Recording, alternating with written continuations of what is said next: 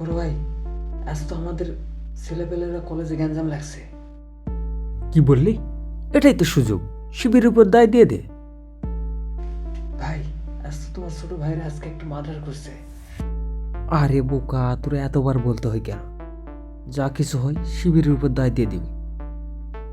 ভাই, আজকে তো ছেলেপেলেরা একটা ছেলের রোগ কাটছে। কি? আমার ছেলেরা রক কাটছে? ই, এরা তো দেখি আমার আর রাখবে না। এত কিছু বুঝি না, শিবিরের উপর দায় দিয়ে দে। ভাই, আজকে তো আমাদের ছেলেপেলেরা সাধারণ ছাত্রছাত্রীর উপর হামলা করছে। কি? সাধারণ ছাত্রছাত্রীদের উপর হামলা করছে? ই, এভাবে তো আর পারা যায় না। কি করবো বলেন ভাই? শিবিরের উপর দায় দিয়ে দিব? না না না না না, এটা আর করা যাবে না। শিবিরের উপর আর দায় দেওয়া যাবে না। এটা জনগণ আর ভালোভাবে খাচ্ছে না। নতুন কিছু বুদ্ধি বের করতে হবে। জনগণ এখন বেশি চালাক হয়ে গেছে।